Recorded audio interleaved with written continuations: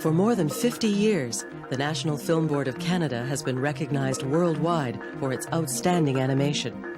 Ever since Norman McLaren joined the Film Board in 1941, NFB animators have delighted audiences and pioneered new techniques.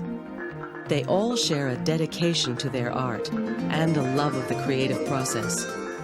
A triumph of imagination and technique. This is the art of the animator.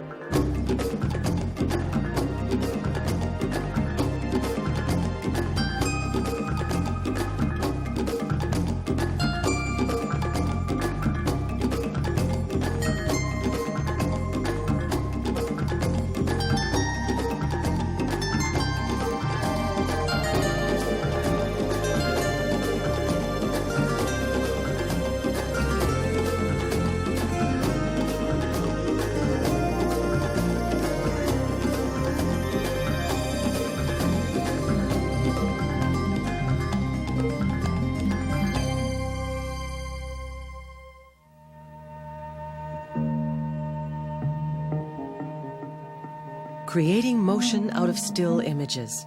The animator's work is often solitary, always painstaking, as a film comes to life frame by frame. When animator Ishu Patel makes films, he often experiments with new techniques and materials. Here he's using plasticine. It's spread over glass and lit from below. As Patel shoots the film, he gradually changes the image, carving and molding the clay for each new shot. The film Afterlife was made in 1978. It's a surreal and dreamlike vision of life after death.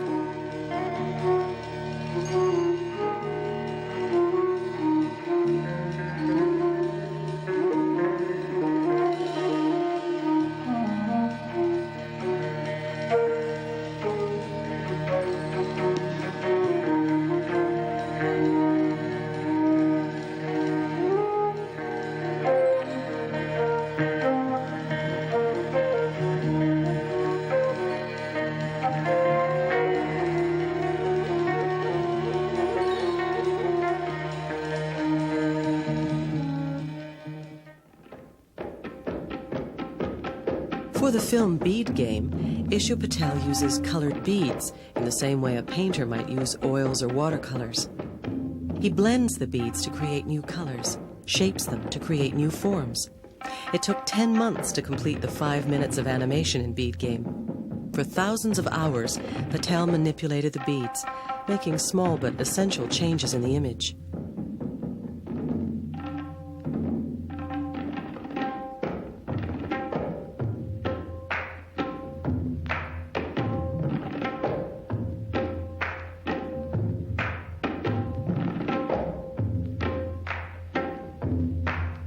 Bead Game tells a story of global violence.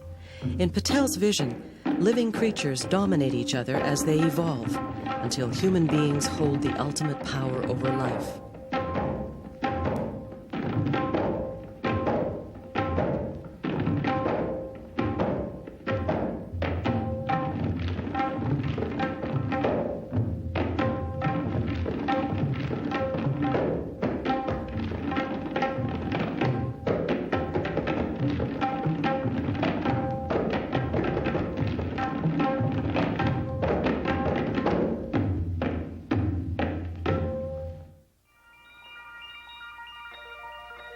In Afterlife and Bead Game, Ishu Patel worked with unusual materials. But in his film called Paradise, Patel used traditional graphic and watercolor techniques to tell a story of a blackbird and its quest for beauty. In the film, we also have lots of elaborate exotic forest, tropical forest. For that, instead of painting on a cell where you don't get the right textures and right color tones, we decided that we'll draw everything on a piece of paper. And I'll show you just an example how we did the leaves. This is a just simple piece of drawing paper. You draw your leaves on it, something like that. And then what we do with waterproof ink, I'll mix up the colors here, and then I'll give fairly good fresh wash on the leaves, like that. It's just simple watercolor techniques we use. Sometimes you water it down a little bit like that to give a depth. A bit of yellow ochre here to give a little brown tone in it if you want it.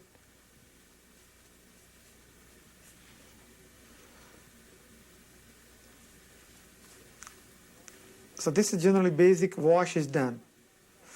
When it dries out, you do the other details. We also use the pencils on it sometime, and we go the pencils, the extra dark area. I cannot do here right now because it's dark. But when this particular drawing is finished with proper color and everything, that's what it's supposed to look like. You can see here, these leaves are done exactly the same way, but all the veins and all the textures and shadings and everything is done. We also can use more elaborate kind of situation, but again the same thing. All the foliage is drawn first very carefully, then it's colored very carefully, different colors are used, but you can see it's all on a white piece of paper. And you can also have some more elaborate kind of colors to give an idea that it's a kind of a tropical paradise. And so this is how we did those ones.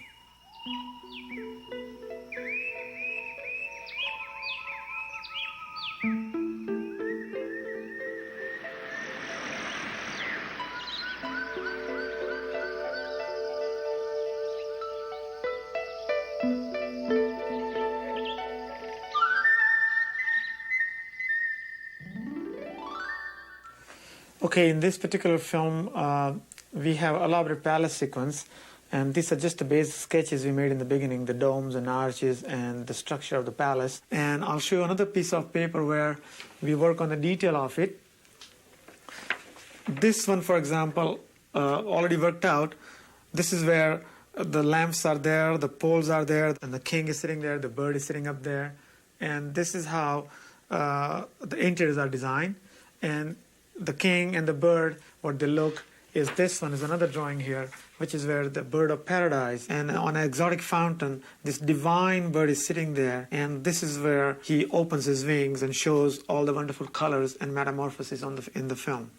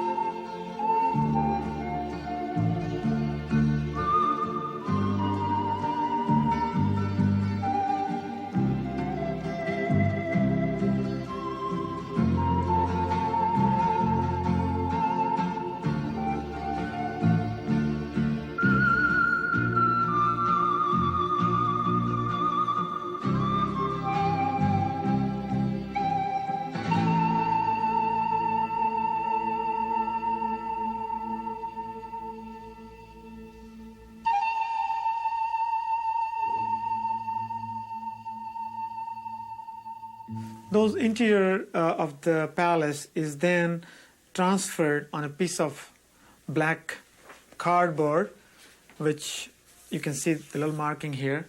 Then with a tool like that, which is kind of a needle, with that particular thing, we try to push the holes where the drawing is done in this fashion. Now these holes has to be very carefully placed so that different size of holes, the separation between the holes, the distance between the holes makes the kind of perspective and the depth you want in your drawing. Those are the pinholes then properly made in a black paper, and here is the interior of the palace. This is what they look like. You can see the big size hole to a very small and fine detail holes. Now here you can see the white and yellow, and to make the palace more elaborate we used the yellow as a gold and left most of the palace white to give a little bit of color so that when the character is dancing, it doesn't look totally white. As we pan along here, there's a beautiful chair where the king is sitting. And this particular chair is again made with different colors. You can see the red, orange, yellow, emerald, and greens. And for that we use the color gel. We cut them into different shapes and sizes and tape them behind those dots very carefully. These particular holes then will be lit from the back while we shoot the actual film.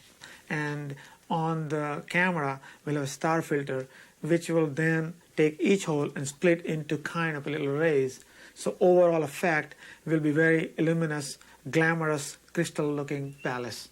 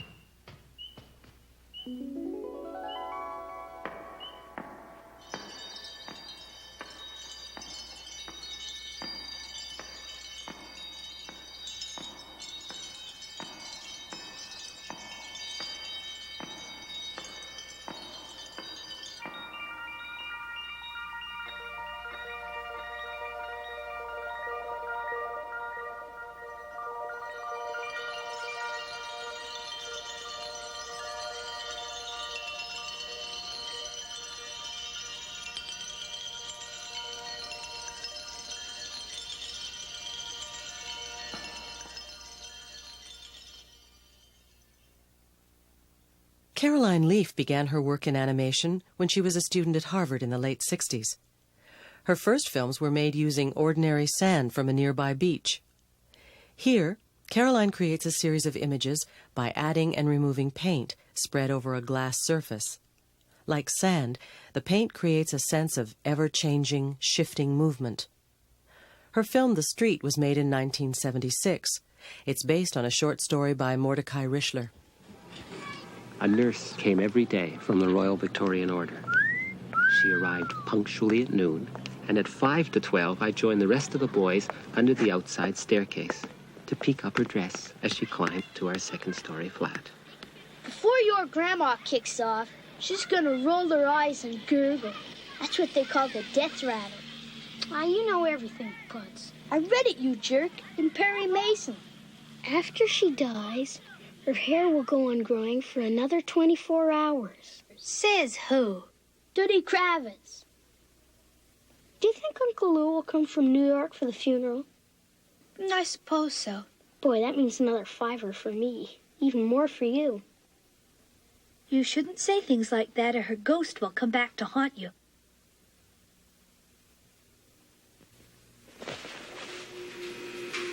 That's about a frame. So I get back and I shoot 2 frames. All the images are drawn on the same piece of glass. And the secret is, the way I don't forget what I had before is that I redraw the image before I erase the old one. I'm drawing and making the movement and shooting at the same time. So I can't go back, and if I make mistakes, I have to live with them. And I do, but I don't make many mistakes. And I find that working with paints like this, I'm endlessly pleased with what I can do. It's important when I'm working to like the image that I'm working with. If I get bored, I start to make mistakes. Because this scene's taking me the better part of a day to do. I'm working with water-based gouache paints on a piece of white glass. I put something called glycerin in the paints, and they never dry. They smear forever. And what it lets me do then is make the motion happen under the camera. And I can rub things in and add things as I want. I feel very free working like this. I also always have colored fingers working this way. I usually have a red finger and a green finger and a yellow finger. But these paints aren't toxic. They're just watercolor paints, so they're not harmful.